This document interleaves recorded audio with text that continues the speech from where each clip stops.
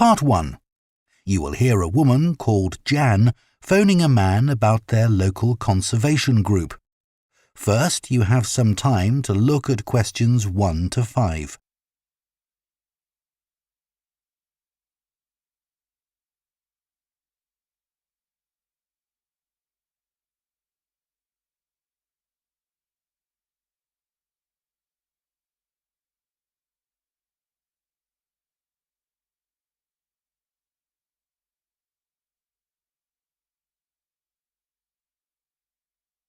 Now listen carefully and answer questions 1 to 5.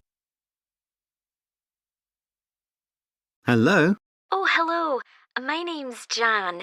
Are you the right person to talk to about the Buckworth Conservation Group? Yes, I'm Peter. I'm the secretary. Good. I've just moved to this area and I'm interested in getting involved. I was in a similar group where I used to live. Could you tell me something about your activities, please? Of course. Well, we have a mixture of regular activities and special events. One of the regular ones is trying to keep the beach free of litter. A few of us spend a couple of hours a month on it, and it's awful how much there is to clear. I wish people would be more responsible and take it home with them. I totally agree. I'd be happy to help with that. Is it okay to take dogs? I'm afraid not, as they're banned from the beach itself. You can take them along the cliffs, though, and children are welcome. Right. We also manage a nature reserve, and there's a lot to do there all year round. For example, because it's a popular place to visit, we spend a lot of time looking after the paths and making sure they're in good condition for walking. I could certainly help with that. Good. And we have a programme of creating new habitats there. We've just finished making and installing nesting boxes for birds to use, and next we're going to work on encouraging insects. They're important for the biodiversity of the reserve. They certainly are. Oh, and we're also running a project to identify the different species of butterflies that visit the reserve. You might be interested in taking part in that. Sure. I was involved in something similar where I used to live, counting all the species of moths. I'd enjoy that. Another job we're doing at the reserve is replacing the wall on the southern side, between the parking area and our woodshed. It was badly damaged in a storm last month. OK. Before you hear the rest of the conversation, you have some time to look at questions 6 to 10.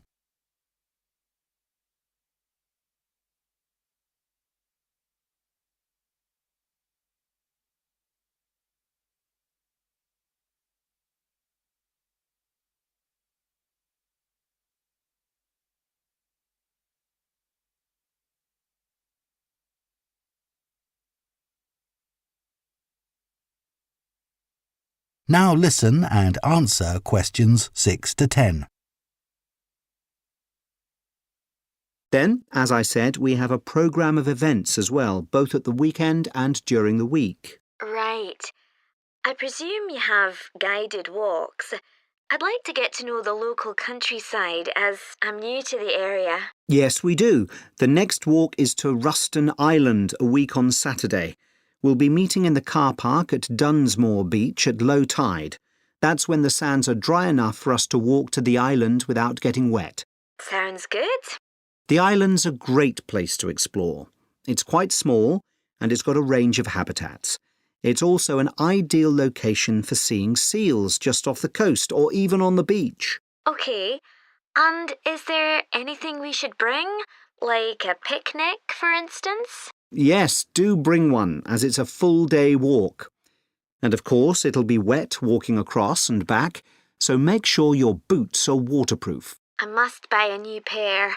There's a hole in one of my current ones. Well, I'd definitely like to come on the walk. Great. Then later this month, we're having a one-day woodwork session in Hopton Wood. I've never tried that before. Is it okay for beginners to take part? Definitely. There'll be a couple of experts leading the session, and we keep the number of participants down, so you'll get as much help as you need. Excellent. I'd love to be able to make chairs. That's probably too ambitious for one day. You'll be starting with wooden spoons. And of course, learning how to use the tools. And anything you make is yours to take home with you. That sounds like fun. When is it? It's on the 17th from 10 a.m. until 3.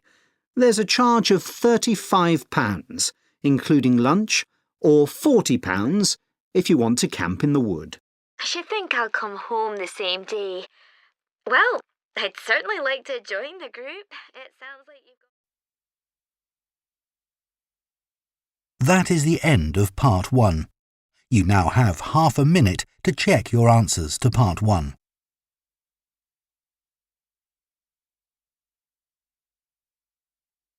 Part 2.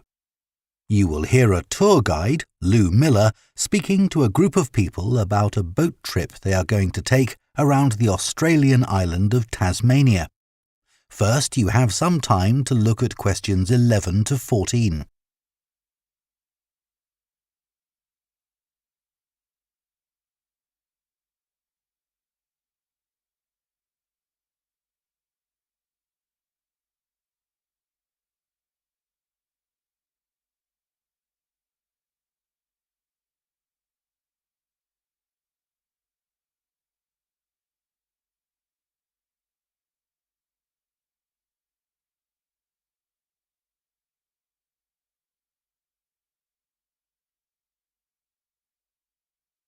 Now listen carefully and answer questions 11 to 14.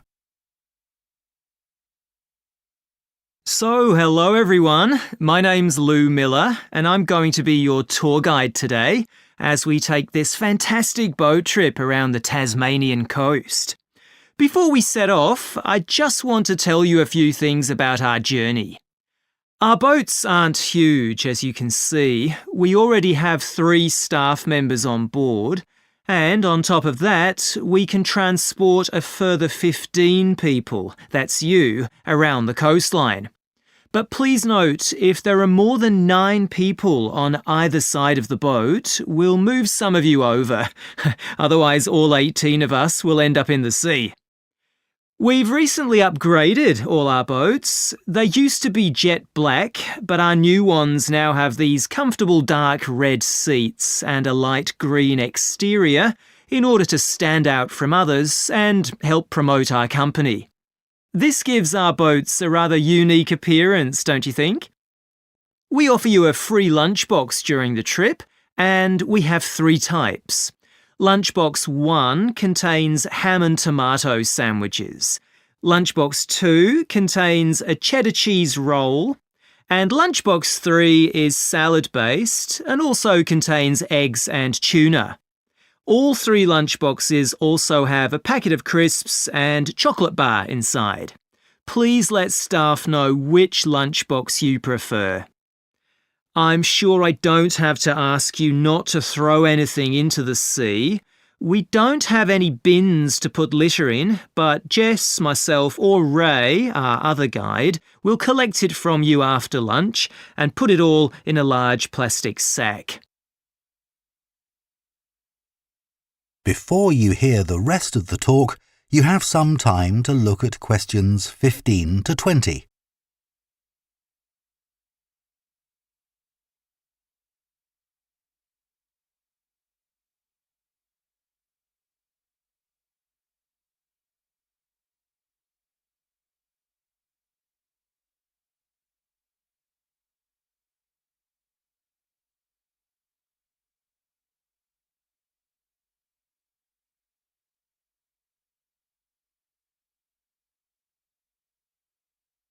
Now listen and answer questions 15 to 20. The engine on the boat makes quite a lot of noise, so before we head off, let me tell you a few things about what you're going to see. This area is famous for its ancient lighthouse, which you'll see from the boat as we turn past the first little island. It was built in 1838 to protect sailors, as a number of shipwrecks had led to significant loss of life. The construction itself was complicated, as some of the original drawings kept by the local council show. It sits right on top of the cliffs in a very isolated spot. In the 19th century, there were many jobs there, such as polishing the brass lamps, chopping firewood, and cleaning windows that kept lighthouse keepers busy. These workers were mainly prison convicts until the middle of that century, when ordinary families willing to live in such circumstances took over. Some of you have asked me what creatures we can expect to see. I know everyone loves the penguins, but they're very shy and unfortunately tend to hide from passing boats. But you might see birds in the distance, such as sea eagles, flying around the cliff edges where they nest. When we get to the rocky area inhabited by fur seals, we'll stop and watch them swimming around the coast. They're inquisitive creatures, so don't be surprised if one pops up right in front of you. Their predators, orca whales, hunt along the coastline too, but spotting one of these is rare. Dolphins, on the other hand, can sometimes approach on their own or in groups as they ride the waves beside us. Lastly, I want to mention the caves. Tasmania is famous for its caves, and the ones we'll pass by are so amazing that people are lost for words when they see them.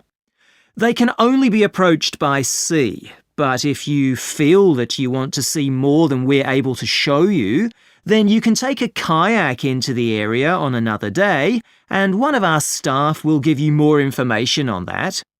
What we'll do is to go through a narrow channel past some incredible rock formations, and from there we'll be able to see the openings to the caves, and at that point we'll talk to you about what lies beyond. That is the end of Part 2. You now have half a minute to check your answers to Part 2.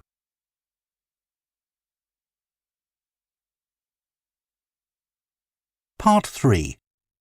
You will hear two veterinary science students called Diana and Tim discussing their work placements and their course modules.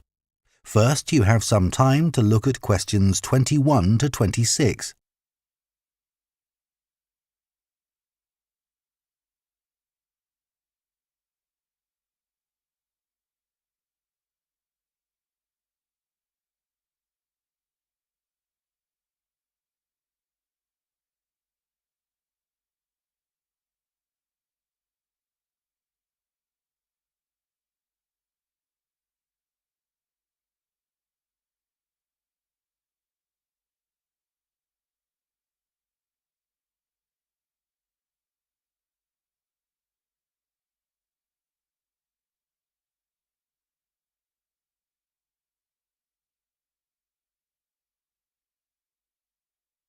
Now listen carefully and answer questions 21 to 26.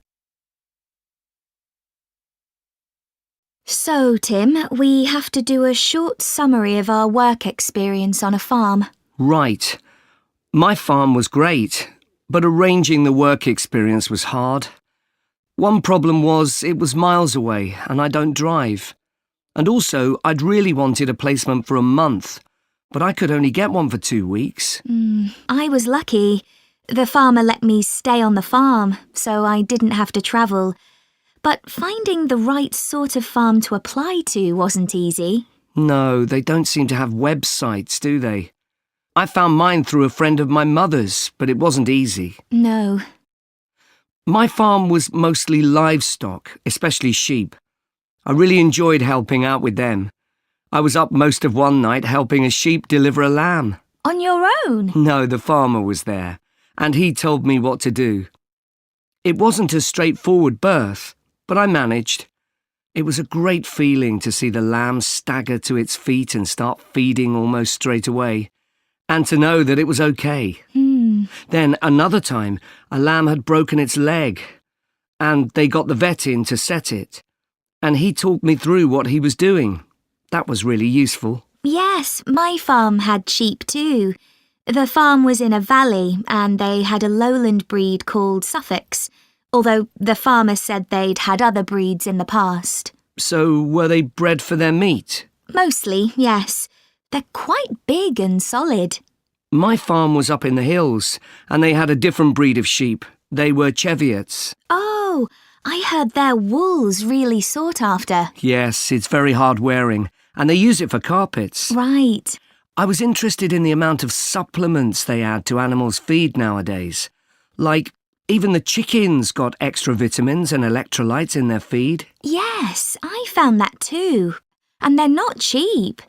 But my farmer said some are overpriced for what they are, and he didn't give them as a matter of routine, just at times when the chickens seemed to particularly require them. Yes, mine said the same. He said certain breeds of chickens might need more supplements than the others, but the cheap and expensive ones are all basically the same. So, did your farm have any other livestock, Diana? Yes, dairy cows. Ugh, I made a really embarrassing mistake when I was working in the milk shed. Some cows had been treated with antibiotics, so their milk wasn't suitable for human consumption, and it had to be put in a separate container. But I got mixed up, and I poured some milk from the wrong cow in with the milk for humans, so the whole lot had to be thrown away. The farmer wasn't too happy with me. I asked my farmer how much he depended on the vet to deal with health problems. I'd read reports that the livestock's health is being affected as farmers are under pressure to increase production. Well, he didn't agree with that, but he said that actually some of the stuff the vets do, like minor operations, he'd be quite capable of doing himself. Yeah, my farmer said the same, but he reckons vet skills are still needed. Before you hear the rest of the conversation, you have some time to look at questions 27 to 30.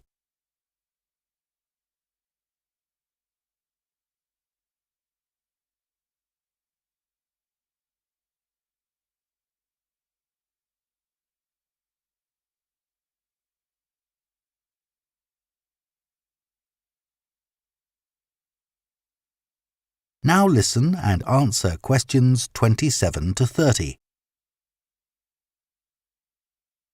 Now we've got to give a bit of feedback about last term's modules. Just short comments, apparently.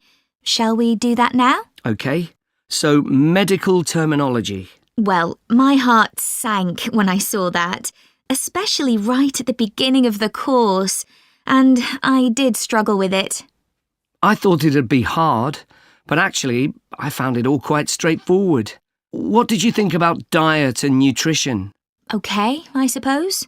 Do you remember what they told us about pet food and the fact that there's such limited checking into whether or not it's contaminated?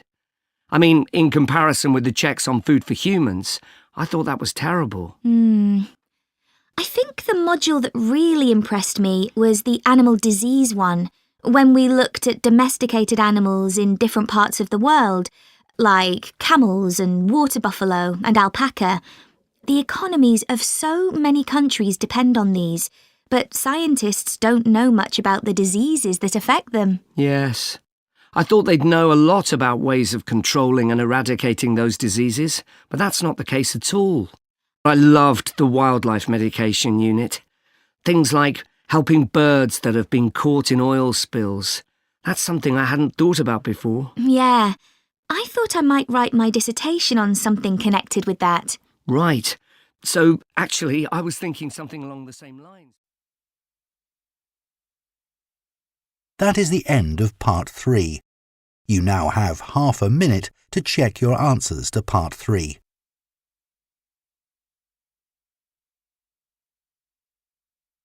Part 4. You will hear an anthropology student giving a presentation on spiral path designs known as labyrinths. First, you have some time to look at questions 31 to 40.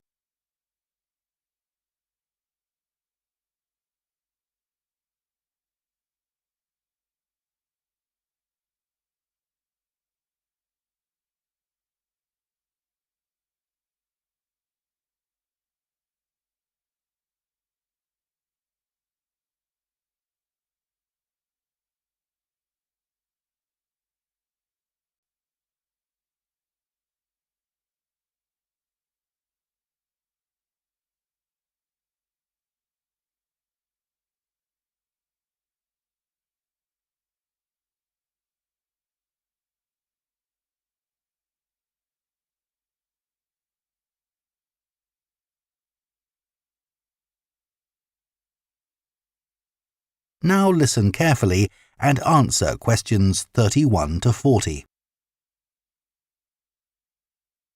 Labyrinths have existed for well over 4,000 years. Labyrinths and labyrinthine symbols have been found in regions as diverse as modern-day Turkey, Ireland, Greece, and India. There are various designs of labyrinth, but what they all have in common is a winding spiral path which leads to a central area. There is one starting point at the entrance, and the goal is to reach the central area. Finding your way through a labyrinth involves many twists and turns, but it's not possible to get lost, as there is only one single path. In modern times, the word labyrinth has taken on a different meaning and is often used as a synonym for a maze. A maze is quite different, as it is a kind of puzzle with an intricate network of paths. Mazes became fashionable in the 15th and 16th centuries in Europe and can still be found in the gardens of great houses and palaces. The paths are usually surrounded by thick, high hedges so that it's not possible to see over them.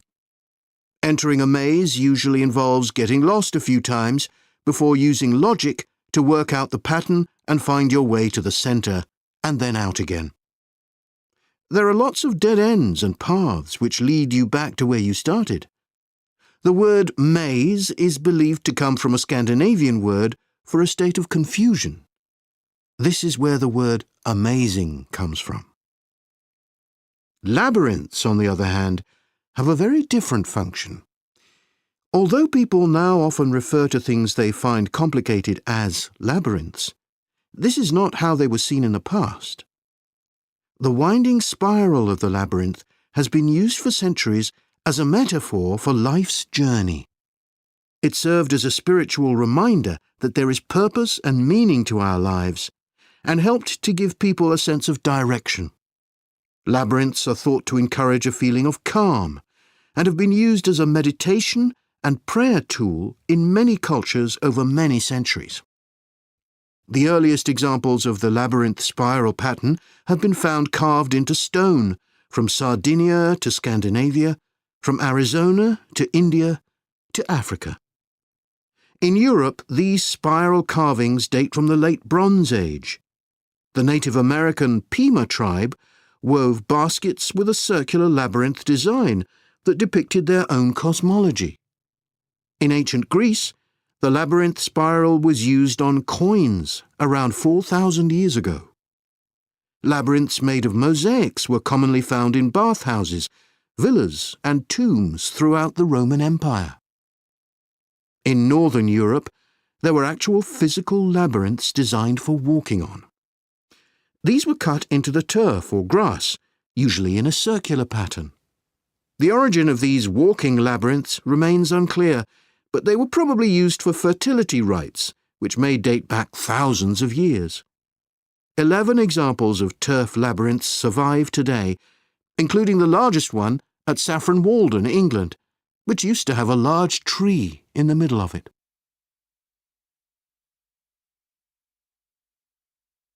More recently, labyrinths have experienced something of a revival. Some believe that walking a labyrinth promotes healing and mindfulness, and there are those who believe in its emotional and physical benefits, which include slower breathing and a restored sense of balance and perspective. This idea has become so popular that labyrinths have been laid into the floors of spas, wellness centres, and even prisons in recent years. A pamphlet at Colorado Children's Hospital informs patients that walking a labyrinth can often calm people in the midst of a crisis. And apparently, it's not only patients who benefit. Many visitors find walking a labyrinth less stressful than sitting in a corridor or waiting room. Some doctors even walk the labyrinth during their breaks. In some hospitals, patients who can't walk can have a paper finger labyrinth brought to their bed. The science behind the theory is a little sketchy, but there are dozens of small-scale studies which support claims about the benefits of labyrinths. For example, one study found that walking a labyrinth provided short-term calming, relaxation and relief from anxiety for Alzheimer's patients. So what is it about labyrinths that makes their appeal so universal?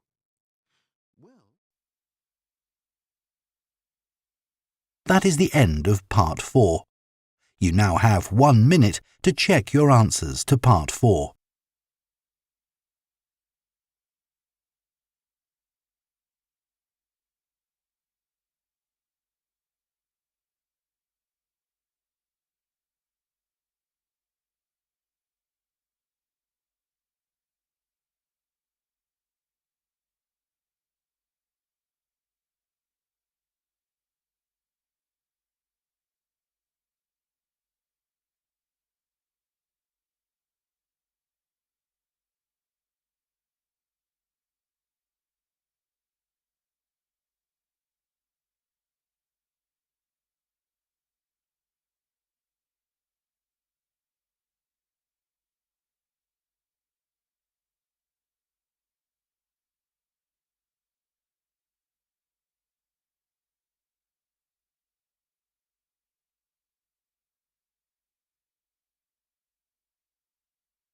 That is the end of the listening test.